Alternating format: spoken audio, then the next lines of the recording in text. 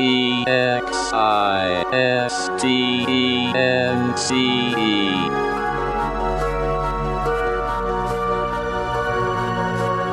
world filled with conflict, in a universe comprised of differences, there's one thing that absolutely everything shares in common. We all exist.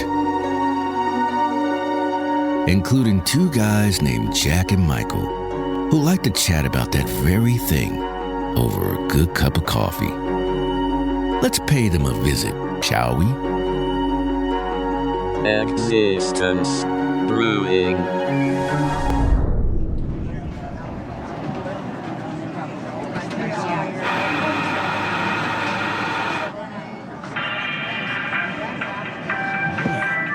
This place must have made it to the Yelp reviews section or something. I cannot find a table. Our regular spot has been taken. Oh no. Oh man, I'm so glad you're here. See that our spot has been taken? Yeah, it's been jacked. It's been hijacked. So Actually, it hasn't been jacked. Otherwise, I'd be sitting there. Well, that's true. Yeah, good point. What are we going to do about this? Are we going to do the,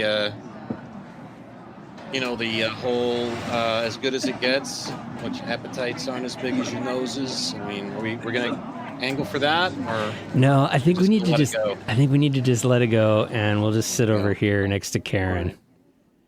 Don't you hate that? I have a treadmill at the gym that it's almost hard for me to admit that.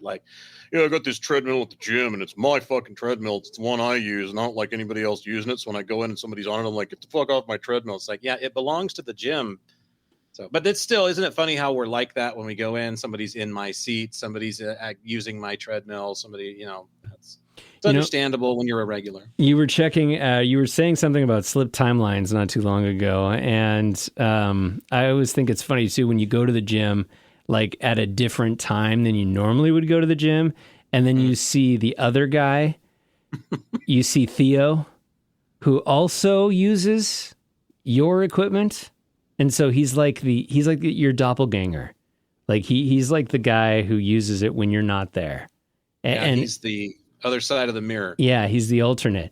And so then when you finally get to see the alternate and you're like, wait a minute, he uses the exact equipment that I do. It's a little creepy. The bizarro Jack Hansen is on my treadmill. But if that's the case, it's almost like he's representing. So you have to just let it go.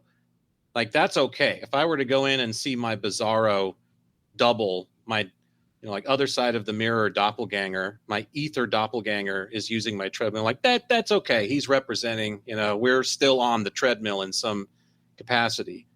Yeah.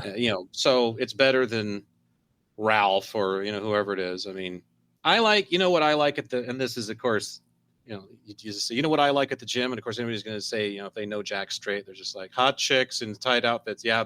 That's always nice because I have a thought about that. I'll get to it. But I actually find that I've always had a real soft spot for old people.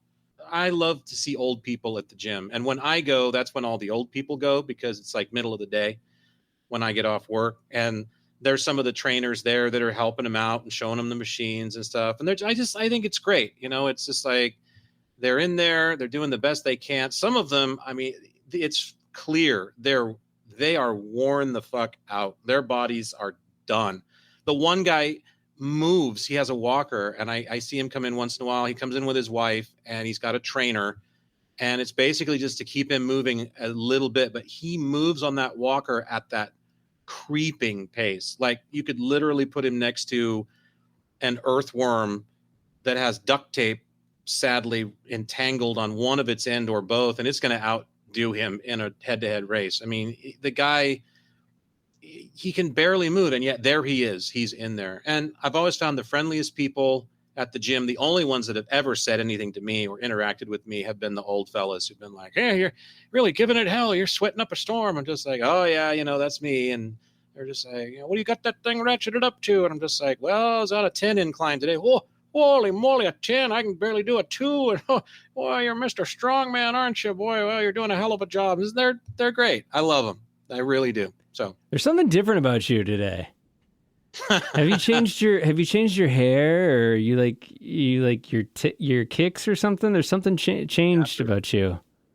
it's after 76 episodes of Existence Brewing, somebody finally had to cave in and buy me a new microphone. I'd say I got one, but that's not the case. Our producers really stepped up and got you something real nice. Let's just put it this way. I finally had a visit from God when I was on the shitter the other day, and he was just like, look, kiddo, love Existence Brewing. Get a new goddamn microphone. Oh, excuse me. Get a new me-damn microphone, will you please? I'm sick of listening to this tin can shit. Oh, it sounded like you were in a bathroom for a while there. Well, I was. That was my beta test. It was like, we have to do the first 76 with me in the can, and then I'll come out if I feel like it. So he's out, kids. I want to make my remark too, since I remembered about, hot girls at the gym, like they don't have to be hot. Just like, first of all, I'm not the kind of person that prowls. I've never had a one night stand in my life. I never will. I'll die with that. I'll remind you of that when I'm visiting you at the nursing home. Well, it may change when I get to the nursing home, because I intend to full on put one on there at the nursing home. I'm gonna have the nurses just flat out wanting me, just like, Jack, Mr. Hansen? Yeah, well, yeah. What? Oh, you again, huh? Yeah. Yeah, just couldn't stay away from the old Jacker, could you, huh? Look, why don't you pop a couple of those little oyster crackers in my mouth and we'll get started then, all right? And teach you something you haven't seen before. Oh, it's terrible. No, seriously. So I was thinking of this as I was watching, watching. I mean, I'm not intently watching, but I'm noticing a woman working out in front of me. And to be a pig man for just a moment, I'm just making a statement that I think anybody would agree with me. From the neck up, probably a very average looking woman by most people's. Seriously, I know you're laughing, but it's true. She wasn't stunning, but she had a great physique, and you could tell she'd been like working on it for a while and stuff. And what I found and what I turned this into is I just thought, for me, and I'll just turn it into like the European, the man who has been forced to move to Europe because of troubles in his homeland. I can never go back again, but I have discovered the Gaim. On my neighborhood, the Gaim is like a sanctuary for me. I go there and notice the beautiful women, and they are inspiring to me to do as best as I can to keep up with them and have a beautiful physique for them too, because they inspire me to great heights. And they really do. So that's kind of how I spun it. It was just like, from now on, when I see a beautiful woman, whether it's the gym or anywhere, instead of being all weird and, well, I'd like to take that to the Holiday Inn Express for a 2-hour rate, and, which is typically, sadly, what most men do. I'm just going to think, you know what? I'm going to write the most amazing story or the most amazing white paper, or I'm going to go home and draw just something incredible or scribble it even while I'm, and it's going to be in their honor because it inspires me, because it's creation. Whatever made their A-frame to kick around their soul in this life did a hell of a job. And so it's almost like you should pay homage to that in the right way. That's what men should really do, instead of this whole, I want to stick my dinghy in it and get all primal. They should be like, I'm inspired by the beauty of the creation of this person. It was very root level, but it was so removed from the lower red chakra groinal thing that we all typically just joust to immediately. So. Yeah. But then I'm also getting inundated. It's this dude in this Western hat, and it's like a selfie video. And he's an older guy, older than me even, I'd say 60s. And he says, hurry up and watch this video now. They've already taken it down 3 times. It'll help you pick winning lottery numbers every week. Did I mention this already? No, yeah. But I get the same ones. And it's like I think the whole myth around, they've already taken this video down at least 3 times. So watch it now before they take it down a 4th time. I literally have I don't literally, but I would if I could have it made, which I guess I could. So it's possible, but I am the fuck coincidence guy. I am literally the to hell with coincidence. There are no such things. And yet it's just kind of that simple. Even if randomization of drawn numbers opposed to the ones you have selected or the computer has selected on your behalf or a lottery drawing, it's still going to come down to you either meant to win or you ain't, man. There's nothing going on. There's no system. It's like that dumbass friend I have who's my age, and he's just deteriorated, I feel like, since we've known each other. He's just, every time I've seen him, and I haven't seen him for a while now, but every time I see him, oh yeah, and I'm going to Vegas this summer. A friend of mine, we finally cracked the code. We're going to do it. We've broken the vault. We know how to win the blackjack. I'm like, you get off of it already. There's no way you're going to beat the casino. You can, but they're going to take it away from you and kick you out, because that should tell you something about who's supposed to. It's rigged, man. It's professional sports. It's the last, like, how many Super Bowls have there been now? 48, 50, however many there have been. It's literally all of them except the first one, because that's a trial run. I mean, they're all rigged, man. It's rigged. I have definitely noticed the uptick in lotto videos on YouTube lately, and I think that they've done a really good job of capitalizing on everybody's interest in the $1 billion, $1 million, whatever. Depending on which video you watch, it's $1 million jackpot, because they take into the account the annuity if it's $1 billion jackpot. Have you seen that video too? I don't know that I've seen that one. Yeah. The one they're throwing at me hard, like I said, is this guy that literally looks like he just got back from the Frock Face Casino at 2 a.m. up in somewhere in, he's sunburned shit, Montana. And he's just like, I figured out a system to win lotto numbers every week, but they're taking it down because they don't, give me I mean, it's the most ludicrous thing. And it's just like, really? You really think I'm that stupid? I mean, are we gauging this on the content that I'm watching, or are we just trying to stick a middle finger out at me from YouTube land, or what? But well, notice did how somebody win that egregious jackpot, by the way, that 1.7 billion? Did I win have not heard if anyone I haven't heard. has won it yet. But I think the thing that is interesting about that is notice how long it has gone without there being a big winner. And it just goes to show you how hard it would be, and the odds of getting all, are they 6 numbers or 8 numbers, whatever it is, all of those numbers in a sequence is remarkably difficult. And then, there are the videos that you can also see where there's the lawyer who's the lotto lawyer who wants everyone in YouTube land to know that if you are the winner, then you need to hire him for your services. But I also did see a video that was actually recorded a few years ago when the lotto Powerball the jackpot got up into the billions. And it was actually featuring one of the Shark Tank guys. I think it was Kevin, Mr. Wonderful. Never watched it. Mr. Wonderful was not on my kind of show. Yeah, but he actually had some pretty good advice, which was if you were to take all of your winnings after taxes and you were to invest it in something as simple as just like a bond and not even touch the interest, you would generate something like $600,000 a month in just interest, and how brilliant and you that can live is. Off that. Although they're 100% going to nail you if you take early withdrawals on that. But still, even with the early withdrawal penalties, which are probably 20 or 30%, you're still going to be living very large. But that's usually not the first MO. Most people's first MO is, oh my God. We were talking about that $1 billion, 1.3 billion it was, or the Powerball thing. Somebody wrote an article about it at work, and so me and the morning guy who does the show with me now, we were talking about that. And it was this guy wrote about the odds of winning the Powerball jackpot. And he said your odds of being eaten by a shark are less than the odds of winning Powerball. That the odds of winning Powerball are greater than being eaten by a shark. And I said, hold on, and this is a guy who's not exactly known for dotting all of his I's and crossing his T's and you don't live in Florida.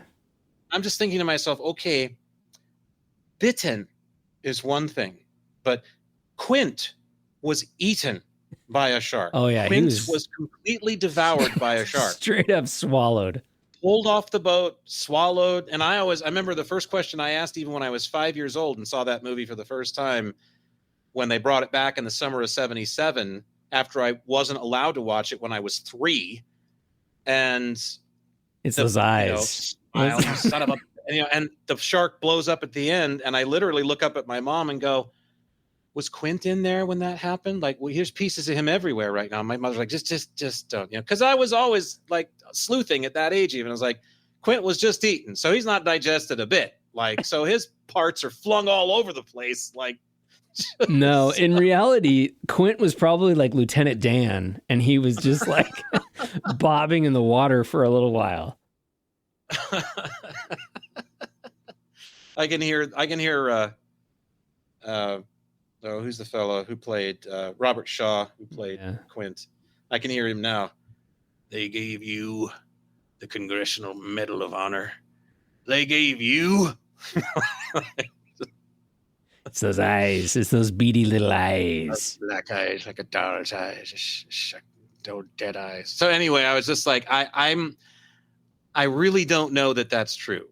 Eaten by a shark, because to me, eaten. So you have greater odds of being eaten by a shark than by winning the lotto. But I'm thinking it's attacked. I'm literally. I mean, because are shark attacks common enough that it would be bitten? Well, I think the author is probably suggesting a shark attack, whether you were eaten or.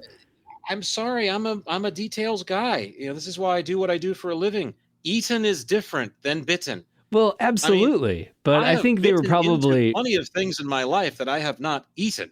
They were probably referencing just the shark attack in general. They probably weren't saying full Robert Shaw. Yeah, well, that's what I was thinking, was not eaten, because to me, again, that's like devoured by a shark, and I'm not talking like anything left, not a hand, not a finger. You are fully, ingurgitated by a giant fish. And that's it. That's your fate. I wasn't planning on discussing this, but one of the things that came up was I was also hosted quite a few different videos on Powerball jackpot winnings this week and things you should do and things you shouldn't do. One of the things that did strike me about some of the testimony by people who have won sizable jackpots, and they were smart enough to say that I'm not going to disclose how much of that is still in my bank account, but they were actually saying that the psychological effects is actually what gets you the most. And they were talking specifically about people who you want to help because they were, you're really good friends. They just all goodness goes away, but they essentially just see that it's fair game to ask you for money at this point because you just have so much of it. And the guy was saying that he would pay some of his friends' credit card bills, and they were like, say, $20,000 credit card bills, and he thought he was doing them a favor by doing that, and then they would come back and they would be $25,000. And so it was just like, it would just breed instability.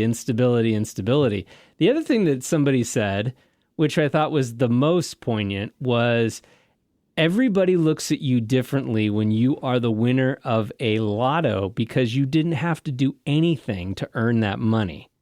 Right. And so when you become a member of whatever, or you all of a sudden are buying a home next to Steven Spielberg, and Steven Spielberg walks over and says, hey, I'd like to get to know you.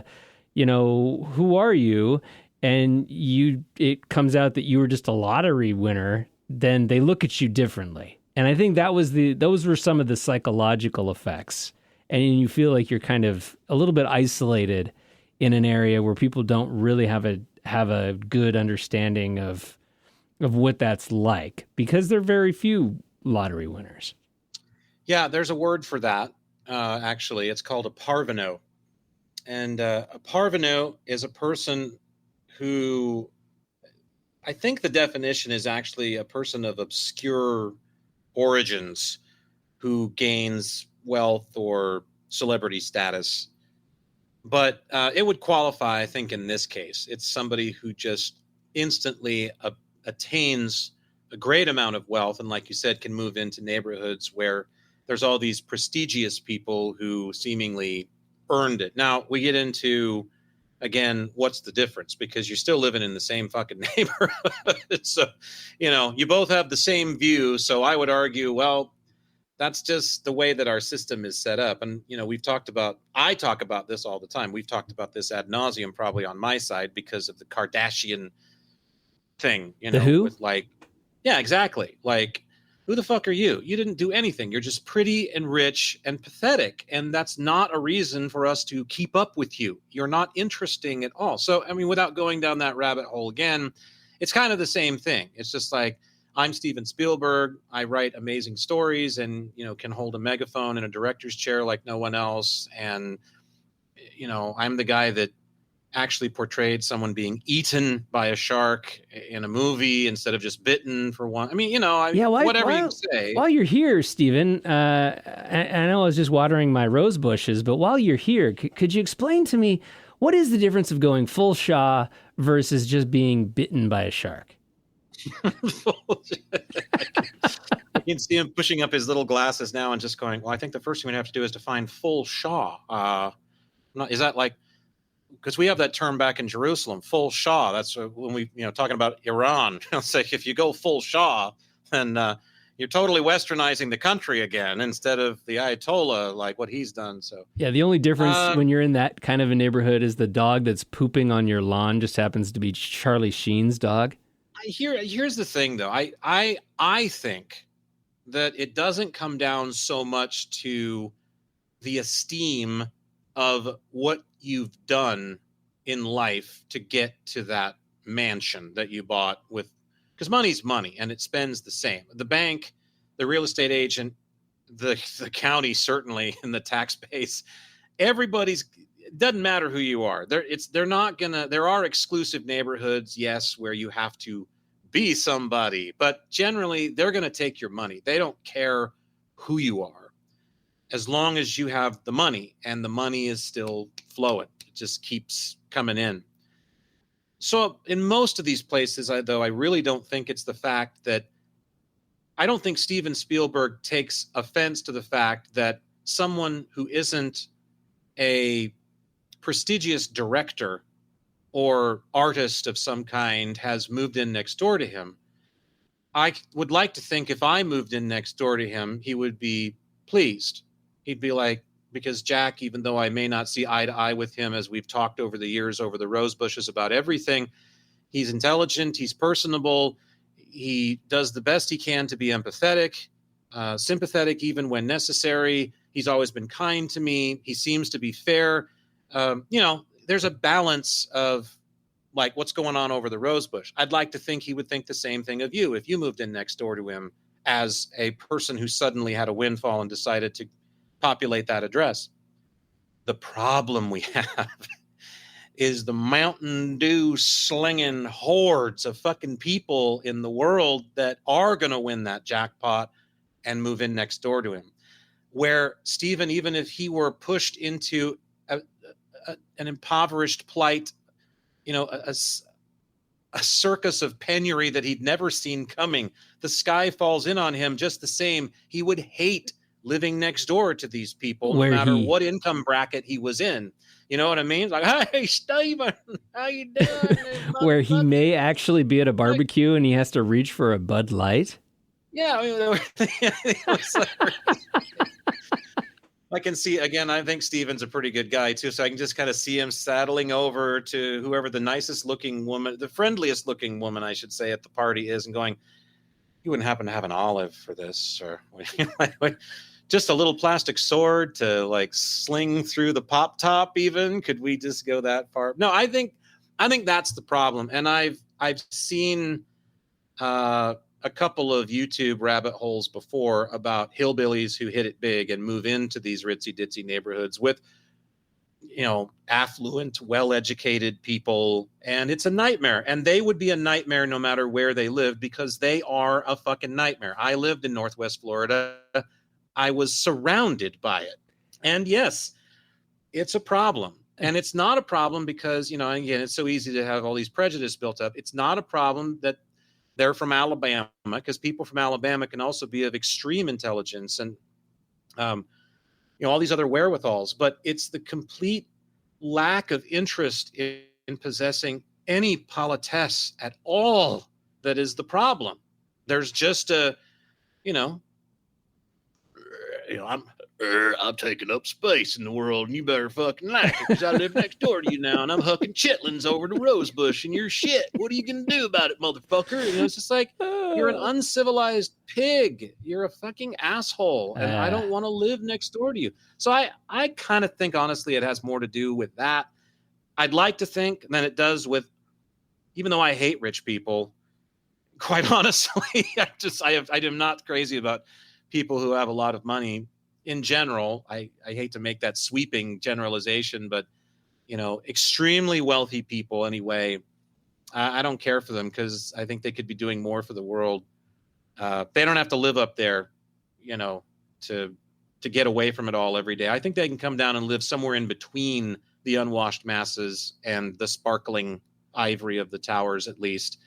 So I don't understand the need to hide out up there from all of us, the rest of us. But anyway, I don't know. That's a good point. I just watched something too. It's funny. I host the morning show now with somebody. I was flying solo for a while. And so I forget sometimes who I have these conversations with, my co-host there or you. And so the conversation that I had about this was just earlier last week with my co-host on my radio morning show, and not you. So I also just watched a clickbait thing from YouTube I couldn't resist on 34 former lottery winners around the world who crashed the hardest. And it was like this countdown. And, you know, there were a lot of them.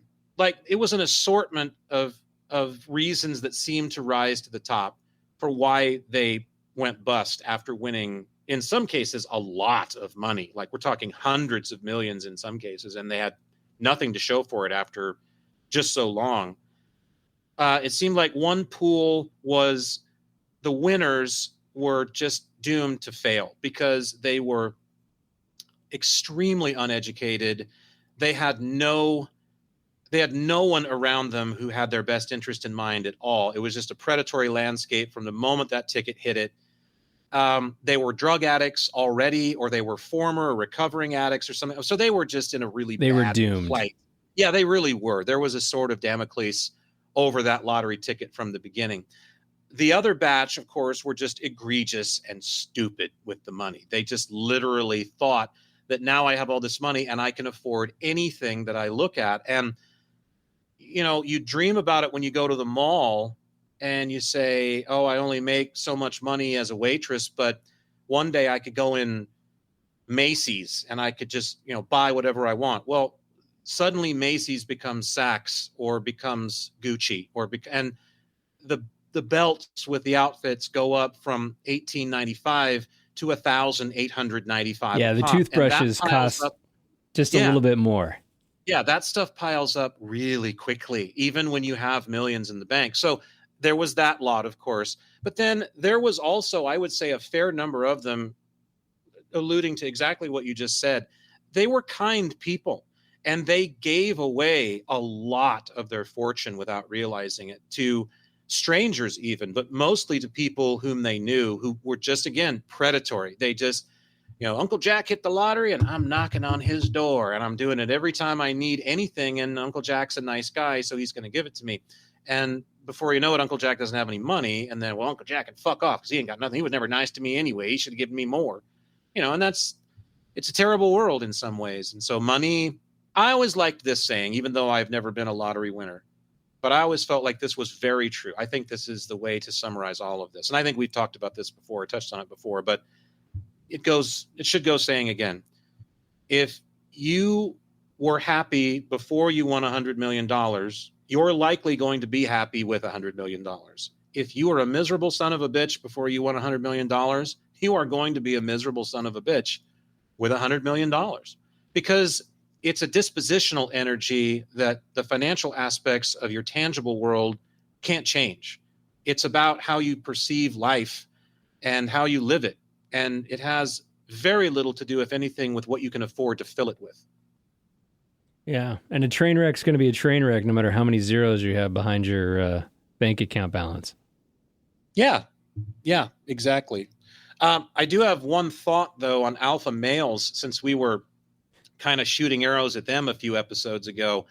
I would hope for any really quality alpha male, any upstanding, if there is such a thing, alpha male dog in the audience out there, or any number of them out there, because I'm sure they love our show so much, I would hope the very first thing that you would do if you won the Powerball would be to actually purchase the actual balls that won you the money and select 2 of them to have testicularly surgically implanted in your nutsack, and literally be able to wander around and just show people like, yeah, there's the winning Powerball right there. Just boom. You just throw it right in your sack along with the other 2, or you just get rid of the originals, because fuck them. They didn't bring you anything, right? They were just doomed from the start. These are the real nuggets right here, boy. Look at that red one just sticking out. There's my terrible. red 42. That is so bad. And then watch it become like a trend, Yeah. 80-year-old grandpa has $1,000 bingo cards sutured in. Like, here it is, the free space that took over my pacemaker.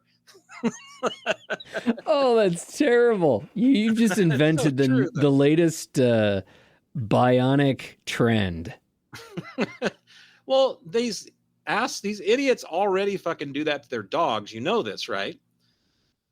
They're into those boxers, and they love the boxers and the Rottweilers and the pit bulls, and they buy them, and then they actually have their original balls removed and replaced with metal ones. Like, the dog needs this shit in his life. He's already been adopted by the most biggest fuck stain that could have ever existed. And now it's like, now I got to fucking go under the knife. I got to get put out by the anesthesiologist. I got to go under the knife and have my balls ripped open and taken out and replaced with 2 steel ones, because you just can't have like a big truck or something. It has to go this far, You can't be happy enough with the cyborg pool cue or whatever it is, this manly world that you want to live in so much. I mean, talk about the most fear-based motherfuckers in the world too. I mean, there's nothing like the alpha dog male when you get right down to just pure saccharine fear, just the essence of fear that could drip into a cup from a Keurig, These guys are just so afraid they've literally just embodied the exact opposite of it in order to make up for it, in order to cancel it out. It's an extraordinary phenomenon. Oh man, extraordinary is one word for it. I don't think I've ever run across anything to where I've seen somebody. I guess it would be akin to plastic surgery for your pets, wouldn't it? Oh yeah, that's exactly what it is. But seriously, who do you think someone had to like knock the first domino over with this trend? And so, without doing the voice that I want to, because it's probably, racially inappropriate or something like that, because I'm feeling like this is coming from a certain camp, but maybe not. I mean, insensitive. Think about it. Like, yeah, but just think about it. Some guy somewhere is laying around one day watching the wide world of sports or porn or whatever it is on his TV, and he's looking over at his dog going, the dog just isn't right. The dog needs steel balls. That's what's wrong with that fucking mutt. Ever since I bought that dog, there's been something not right about him. I'm going to take him to my vet, and I'm going to say, Charlie Whitaker, you are going to take this dog's natural testicles out and replace them with 2 steel balls, like the ones that ratchet back and forth on an executive's desk all day. Those. And now the dog will finally be what I want it to be. I almost feel like it was maybe a power play by a veterinarian who, kind of like a dentist in some regards, is like, how can I make some extra money? I know. I can do plastic surgery on dogs, and I can enhance body parts that are no longer there. Okay, John Lovitz. Brilliant. Practice seems to be down. How can I make more money? I know. I'll start installing steel balls. On dogs. God. Well, whoever started it, Wow. There's You got a always one. lot. You're yet another person who you'd better hope there isn't even anything close to a God waiting around the corner after you die, because you have a lot of explaining to do. A lot of explaining to do. That Like, is I can so just see funny. that one right now. Just like you're probably sort of, this is making the assumption, of course, that your life is completely clean as a whistle aside from this. And yet there you are at the gates, and he's just tapping his finger like, I didn't forget about the dog's balls, you know. Like, oh shit. Hey God, what's up? So I've died, and I'd like to get in and Well, start living my Randy? afterlife now. You started installing those steel balls onto those poor animals. And the first 1,400 have died, and they are all here and would like a word with you. And we're going in order from Arnie to Zulu. Arnie, you're up first. Oh, Zulu, I Hey, loved man, it. what's going on? So I was just a little French terrier minding my own fucking business, sitting on the Oh. couch watching Ricky Lake just like anybody else would. And all of a sudden one day I'm scooped up, taken into this room, sterilized down there, put under, and I wake up and I've got a train set under like my back two legs. Like, what the fuck, man? And it never did any good. All the women you brought home thought it was the most ridiculous thing. I mean, it never got you laid. It never got you into any like fancy clubs or anything. It was just, it made my life a living hell. That's all I have to say. It's like, all right, thank you, Arnie. Let's go to Nunchuck. Nunchuck is next. Oh, son of a bitch. Now would be a good time to transition into a download, I Probably. think. Oh, that's Probably. hilarious. We didn't talk about my fiber-enriched foods, by the way. Yeah, let's talk about. Should we do that? Yeah, let's talk do about that. you. I think it's moving from metal testicles to fiber-enriched food sounds like a perfect enough kick to me. So why not just aim the soccer ball over there? So you said you told me when I was talking to you earlier before I got here that you read something on fiber-enriched foods. So what's this all about? Yeah, speaking of the medical community, getting away from our our canines, you know, Yes. doctors are now warning against too much fiber-enriched foods. Have you seen these? They're essentially they're foods that I think the marketing teams behind them. You know, protein is another one of these elements that manufacturers like to really emphasize in their packaging. But now these fiber-enriched foods, there was an article that was discussing the rising trend in fiber-enriched products. And I guess there's fiber-packed sodas, energy drinks, snacks. Really? It's getting beyond just like, I guess back in the day, it would have been probably what, like grape nuts, maybe? Would have been the fiber-enriched foods. We just can't leave it behind. But yeah, so while fiber is actually generally beneficial for your health, there is some new research that suggests that over-consuming processed foods that have these fiber enhancements may actually do worse for your stomach health than what, you know, other people would want you to suggest or would want to suggest. You know, and it kind of goes back to this idea too of like, can you really enhance, not going back to the dogs, but can you really enhance something that is not naturally found? And so there was some suggestion that, you know, there's differences in fiber. So like, for instance, whole foods like an apple would have better fiber for you than, say, if you were just to consume a bunch of these little nuggets that are fiber enhanced, whatever, XYZ. Where fiber doesn't naturally belong. Right. And I guess it's the fiber that they're using in these enhanced products. It actually is different, and it does things differently to your stomach. So your microbiome is actually, in some cases, could be negatively impacted by the introduction of all of these different fibers. This is the day for the microbiome.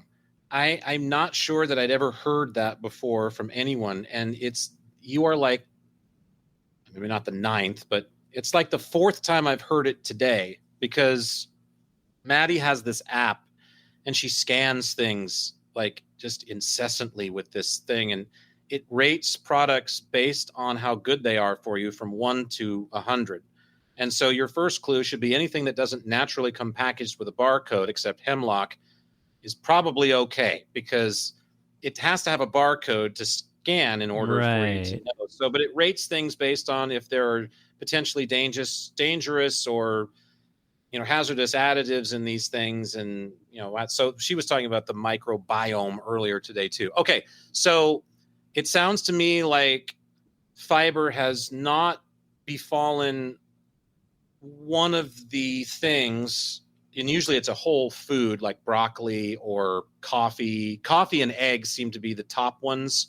Broccoli, I don't know that's ever made it there, but because it's good for you. But where it toggles back and forth from being bad for you, good for you, bad for you, good for you, based on the latest study that's come out. So it sounds like fiber is still good for you, but the concern is how it's being introduced to certain foods, because an overabundance of an unnatural fiber could be harmful. Well, and I think really what it comes down to, and you touched on it right there, is that a lot of these dietary trends are done in a mass-produced mantra, right? So it's General Mills or XYZ who decides, you know what, we're going to start really emphasizing fiber in all of our products. We're going to make it big and bold, and we're going to really push it, and it's going to become the next dietary trend. Well, what they do is they actually use a certain type of fiber in their products. So it might come from a chicory plant, or who knows? Like it comes from one source of fiber, right? As opposed to somebody who eats whole foods has a multitude of sources of fiber. So what they're saying is that instead of really having, say, like a Big Mac diet supplemented by a chicory weed fiber source, you're much better to have a whole food fiber versus with a side of Big Mac versus a Big Mac diet with just chicory weed or whatever it might be that's being mass produced in these products. So, I think really it goes back to that whole food source of fiber is going to be generally better for your biome. And I think that's another reason why you're hearing the word biome is because, this whole probiotic movement has really kind of raised a lot of attention to, what is it that our guts are doing and what are these ingredients that we're ingesting into our systems, and how do they play against each other? And, then you've got the probiotic versus the prebiotic. And I mean, it's just, we could do a whole podcast just on that. Yeah. So what I am getting out of this, I mean, it's interesting about the fiber, what you're saying, but as I think about this, it used to be that it was as simple as just the does it grow out of the ground test. I mean, so if it was something that you could just happen upon in nature, if it's something that is sticking out of the ground or growing off a tree, hanging off a tree somewhere, it's got the seal of approval because it was already here. And therefore, when you arrived, you were packaged with a design to be able to ingest it, unless, of course, it was one of the few toxic plants or mushrooms that are, learned over the years, okay, this is bad. And yes, I'm going to go ahead and rope in animal flesh with this because we do have, canine, we do have incisors, and it's long been argued that we would not have those if we weren't supposed to have some animal protein. And I apologize to the vegans out there, but, I'll go ahead and rope in same kind of thing. Mastodons were walking around. I mean, so it's like, okay, we can eat those, and you definitely could. The problem today is, even though we don't have any mastodons walking around yet, because they're working on bringing them back, and like we talked about in an earlier episode of the show, it's not even to do it so we can have them again and put them in a zoo and just keep them locked up and charge people $2,000 to go look at them in amazement. It's to make the Mastodon burger from Carl's Jr. because it's what's going to fucking happen. Yeah. You absolutely know that's what's going to happen. What are you eating? I'm having a saber-toothed tiger burger right now from DQ. It's just like, isn't it great? We live in these great times where we're artificially bringing back, these animals just like to slaughter them scene. for food so I can feel better about the burger I'm eating. It's like a scene from the Flintstones. Yeah, but if you were backing up pre-industrial revolution, and that's that was most of human history still. So if you were that person that picked an ear of corn or plucked a pomegranate off the tree or stabbed a mastodon with a spear enough times to get it to go down and then skinned it and ate its flesh over a barbecue for winter solstice or whatever it was you were doing, you could rest assured that that was the best thing for your body. And then with the arrival of the Industrial Revolution and processed and packaged foods, yes, they become the initial enemy, we find out. Even Wonder Bread, which was supposed to be wonderful for you, is terrible for you. It's made with the worst kind of shit, even though they fortify it with all of these vitamins and minerals. It's one of the greatest sources of riboflavin there is because there's so much riboflavin in Wonder Bread. I mean, it's crazy. Where else can you get riboflavin? Well, but the problem is you're eating a toxic framework to get it stuck together, and that's the issue. So whereas SpaghettiOs and Totino's pizza rolls and, the list goes on of prepackaged foods that are nightmarish for your body is happening in a modern sense, the fallback is always supposed to be, whole foods, right? Okay, so just avoid that shit and eat celery, eat broccoli. No, eat good cabbage, luck. But the issue now is that it doesn't matter where it's grown. It's got toxic material in it. The fish have pretty much just been ruined. I mean, if you've ever looked at the charts for wild caught fish, and I'm sorry, I've seen a number of documentaries and done some extensive research I feel is very quality about farmed fish. Farmed fish is not a good alternative. Those farms are filthy. Those farms are disgusting and they're filled with waste. And maybe there are some good ones, but it seemed to me like the whole industry was really just fraught with problems that are not good. So the issue now, the sad issue now is that it doesn't matter what road you go down. Even if you kill a chicken that's a happy chicken for dinner that's been running around on a farm, and there's still just, do you know how much cesium is in honey, for example? I mean, bees, one of the biggest carriers they found out that bees are of toxic materials is cesium. And cesium is a byproduct of nuclear detonations. And there were so many above ground tests done around the world, especially by the United States, Soviet Union, and then anybody who decided to get in on the Hiroshima bum, since we're still talking about Quint. Robert Shaw, yeah. Yeah. It was mostly the U.S. and mostly the Soviet Union, but stuff travels all around the earth because Right. it gets everywhere.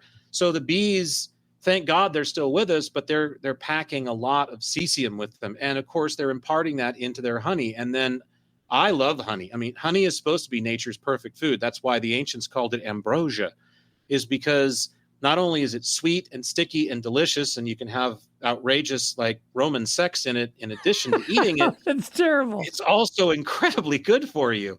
But now it's loaded with cesium, and it doesn't matter really where it comes from. It's going to have some in it because bees carry cesium now that it's in the environment. And this can be said, and I'm not an expert on this, by the way, I've just done some research. The same can be said of everything else: tomatoes, spinach, cabbage, celery, doesn't matter what it is. It's got things in it that shouldn't be there, and they're not good for you. And so that Whole Foods is sadly no longer the perfect fallback. It used to be a flawless fallback. Right. And now it only gets you just so far. Yes, it's definitely better for you than the SpaghettiOs because you can't pick those off a tree. But I know the experts are working on the SpaghettiO tree hard at Franco-American right now. And then there's also, but the celery's only just so much better for you now than it used to be because the folks that made the Franco-American plant fucked up the environment, and now all that toxic waste is in the celery. Yeah, So everything's a connected. sponge. Everything's a Everything's sponge. connected. Yeah, within its environment. And I would even argue too that like even the guy who was cutting up the mastodon way back when probably didn't have as many vitamins in his system as we do in today's age because of the food supply and I mean, we just have an abundance. There was no grocery store. There was no grocery caveman store to wander into and go. I see them today. They're still like that over the JoJo's. Give me one of them over there, and then there's one here. Hurry up! Yeah, but I think that it just goes back to this idea too that like even if you're going to go on a protein-based diet, there's probably a balance that should be struck somewhere between whatever pellets you're going to be throwing in your mouth due to convenience.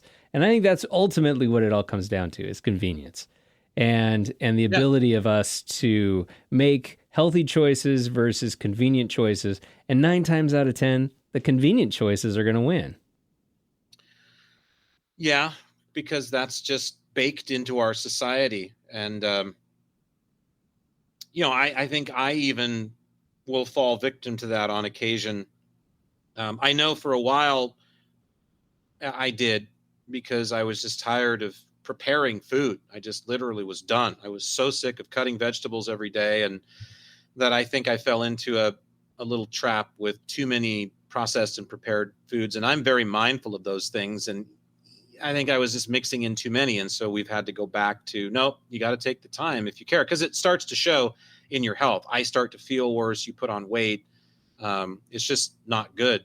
They put caffeine in soda to make it addictive, just like they put nicotine in cigarettes to make it addictive. So similarly, even though we're not as familiar with all of the gigantically long names of these chemical compounds that they soup up the McNugget dip or this Chick-fil-A stuff you're talking about, the chemists have found a way in those kitchens and those laboratories to make it taste incredible and keep you coming back for more. And it's more than just how it tastes. I guarantee it. So what you're saying is you're saying we should have a little more respect for ourselves and our bodies by your body's instruments that we're ingesting.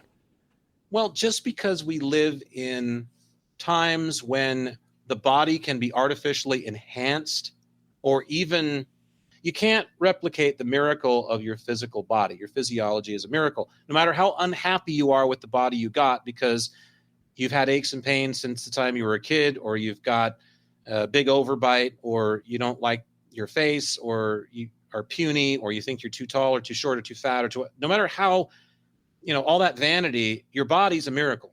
Your body, and you can't just make one. Remember, the movie Oh God, whoever wrote the line from Oh God, George Burns, I love it.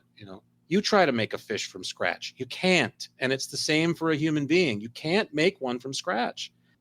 One last thing, you wanted to download. It's less of a download than it is just a random thought that I had. And I suppose it still qualifies, but it's not super heavy. Just something that came to mind the other day. I think somebody in the office was talking about the death penalty. Idaho, I'm not sure if they passed it or not, but they were looking to add firing squad to their methods of capital punishment. I don't know how it came up, but it came up and it got me to thinking about it. And so this was what I wrote down. Why do hardened criminals get to choose a last meal, and the rest of us run the risk of it being SpaghettiOs by default or something else? I mean, insert some horrible food that you wouldn't want to be your last meal. Think about it. Like, what is that all about? Is that kind of like the analogy of Robert Shaw being partially digested when he was blown up inside the shark's stomach? It might have some kind of a relationship, but just think about it. I'm a law-abiding citizen who's never even come close to being arrested, let alone gotten a ticket for anything but minor traffic offenses or parking or something like that in his life. And God knows what my last meal is going to be. More than likely, I'll live to some ripe enough old age that it will be liquid from a bag at an old folks' home, right? And yet, the mad batter, Ted Klaczynski, I'm like making a portmanteau of Ted Klaczynski, and who was a real baseball player, and like the Unabomber here was like, Ted Klaczynski, he killed 38 women with a baseball bat. Most of them were old women because they reminded him of his mother, and he broke into their houses late at night and beat their brains in, and the scenes were horrible and bloody, and they're executing him tomorrow, and we're giving him any food that he wants under the rainbow. Before we pull the plug. What is that bullshit about? Like, what? It is kind of a weird notion, isn't it? It kind of has like an old Western vibe to it. Well, we got you here. Any last words? Yes. Could I have a hamburger, please? I think last words are one thing, but a last meal?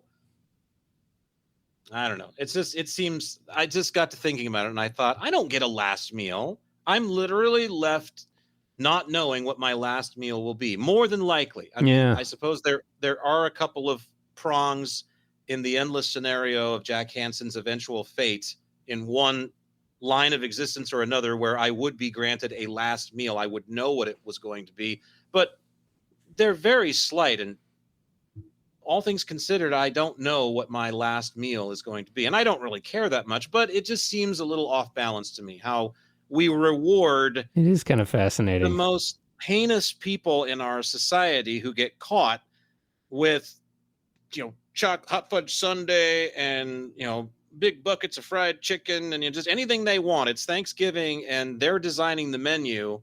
They can have anything they want. And you, like I said, it might be the day, oh God, all I had was that microwave burrito from the Stop and Go. And the next thing you know, the semi crashes into you and you're done. And I'm thinking it's going to be the first thing that I do when I float above my body. It's like, God, I had a microwave burrito this morning. That's terrible. That's why you should never buy oysters from somebody in a parking lot. Because that might be your last meal.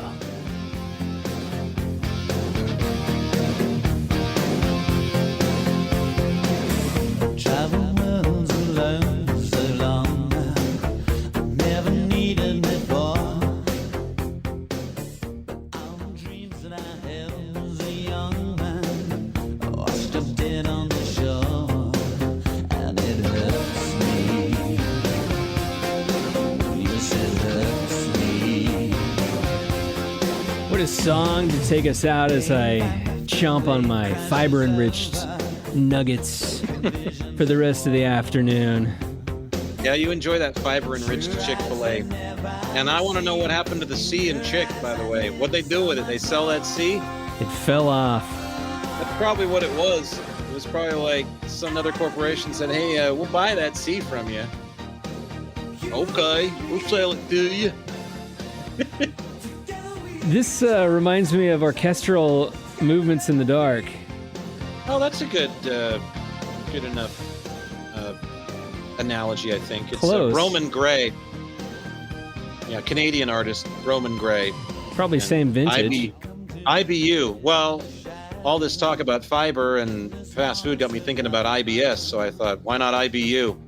There you go. That's the name of the song. Until we meet again. Okay. All right.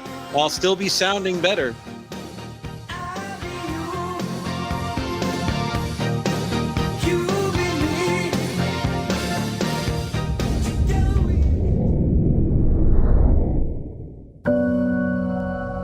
Well, it looks like Jack and Michael have finished up their latest chat about all things existence. But if anything they said got your own existence brewing, be sure and catch their other talks at existencebrewing.com and drop them an email to share your thoughts using contact@existencebrewing.com. Existence Brewing.